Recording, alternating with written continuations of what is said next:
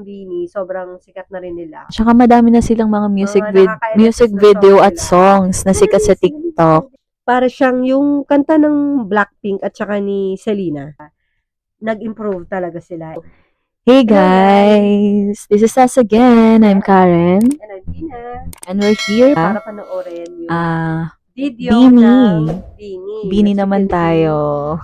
Sumisikat ngayon ng BINI. Oo. In fairness, another Filipino K-pop. Pero girls naman, guys. Yes, girl group. Sila yung tinaguriang Philippines Nations Girl Group. Ata. Sila talaga so ba? far, ang nagtatayo ng ating bandera from other countries. Go girls! Girls naman tayo. China, I think. They are talaga? nag-guest Dami ko sila pa, sa hindi ko show pa ni- din sila kilala. Sa show ni EXO-Lay. No, sa China. But for today's video, we will be watching Cherry their on top. newest videos. Cherry which on is top. Cherry on top. Nabalita ko daw ay viral ngayon. Sige, tingnan Meron natin. siyang how many viewers na already? I think millions of viewers. Ang dami. Yes. So, without further ado, Let's watch it. Alright. Okay. Alright.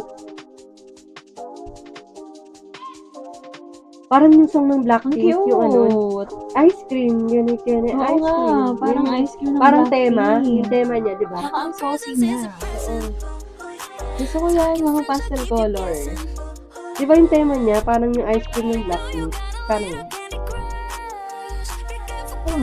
Parang yung ano din, tono.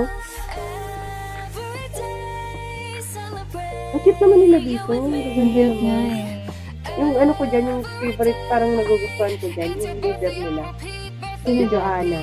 Nasaan yun? Yun pala kasi kilala ko eh. Ayan, yan. Ayan. Dinasa na eh. Pamukasa ni Nadine.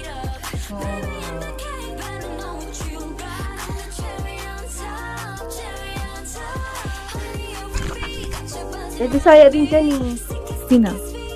Hindi pa sila kilala. Nag-guess nga yun sa... Pero madalas nakikita ko si Mika sa TikTok. Ako bagong dance grace na. Pero parang gusto ko si Mika. Magiging bagong dance grace na naman. Yes. Ano yung step nila? Siguro niya. Parang sa US Ayan, si Mika. Parang sa US nila sinot. Gusto ko yung nag-rap. Rapper talaga.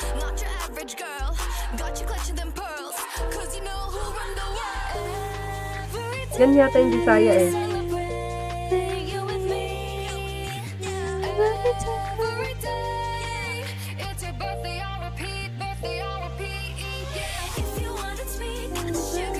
Yan yung leader nila si Joanna. Okay. Si Jana. Hi, shout out Jana.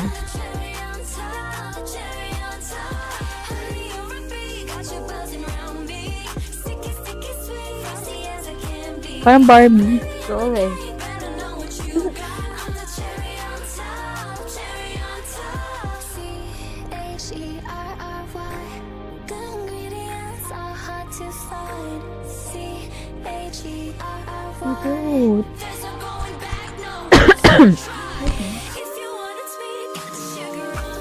Ang cute na, parang nakakainis eh. Rally namin yung dance step niyan. Ang dami naman nating aaraling dance step.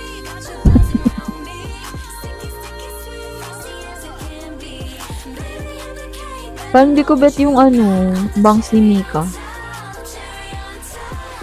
Ito yata yung Bisaya eh. Yung nag-guest dun kay Mele. Nakakatuwa. Ay, ito yun. Nakakatuwa din siya. Si Aya. Aya ata yun. Aya.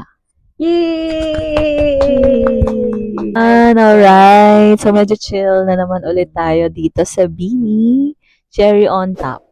So, matagal na namin actually gustong magbigay ng RV reaction sa BINI. sa BINI. Kaso, mas inuna muna namin yung Horizon kasi bukod sa madami siyang request and at the same time, mas tsaka bago sila for the eh. meantime na-enjoy namin yung Horizon.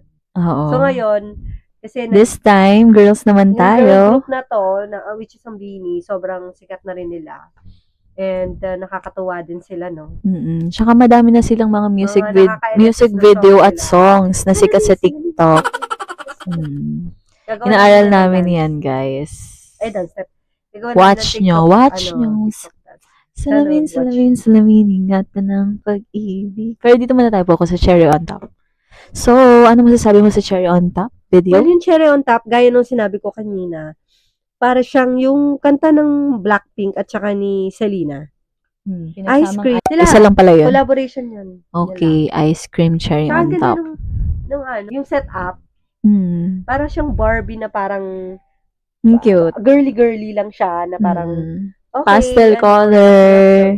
Yan, gusto ko yan.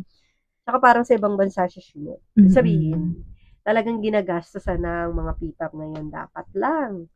Kasi 'di ba, nag-effort din naman talaga sila, no? So, deserve naman nila talagang bigyan ng budget when it comes sa production. Tsaka dito, parang naiba yung vibes. Kasi, although, etong girls na to, Filipino din sila, no?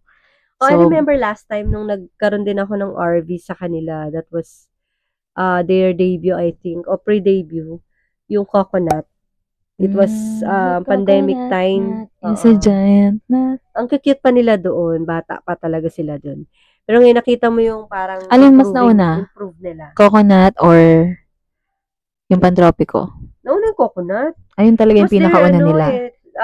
I don't know kung pre-debut song or debut song. Kasi parang cover nila yun eh. Yung Bisaya kasi yung kumanta nun. Pero nakikita mo dito sa Cherry on Top, the song nila, nag-improve talaga sila and talagang makikita mo yung progress ng nila, career nila dito. And biruin mo, nakaka-LSS lahat ng song nila, di ba? So, umabol sila. Nalaline up sila dun sa music video ng Blackpink. Yes. Oo, tama. Proud na kaya nating makipagsabayan sa ganung mga budgeted na music video and at the same time quality ng mga artists ng P-pop, 'di ba? Mamo, ganda ng mga costume nila. I mean, wardrobe panalo tapos Go Girls. Yung production, yung background, I mean, yung lahat, yung buong music video talagang pang high class. So, nakaka-proud lang na para bang sumasabay na tayo sa quality ng ibang bansa. Kasi talent lang, alam mo, kung pag-usapan ng talent, automatically meron ng Pilipinas niyan. Mga Pilipino. Automatically magaling sumayaw, magaling kumanta. Lahat yan, adaptable kasi ng Pilipino. It's just that, may somebody lang na makakita na, mag-invest ng quality na mag-invest sa kanila para mabigyan sila ng break, mabigyan sila ng quality at magandang MV. So, yun guys. So, continue na.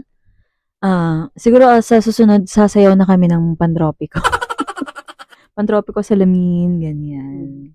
Watch nyo, abangan nyo yung TikTok niya. TikTok ko. More on dancing. Salamin. Dancing tayo, guys. Salamin sa ating mahiwagan. Sasali na kami sa Bini. Bini. So, ano yan? Bini Inday. Bini Inday. So, yun guys, yung naman, ang masasabi namin, more on, sila, super girly. And, siguro kilalanin pa sa mga susunod kung, sino ang Bini, yan, background nila, sino sila isa-isa. Yan. Yan, Bini naman tayo guys. So, yun lang. Bye-bye. Thank you guys.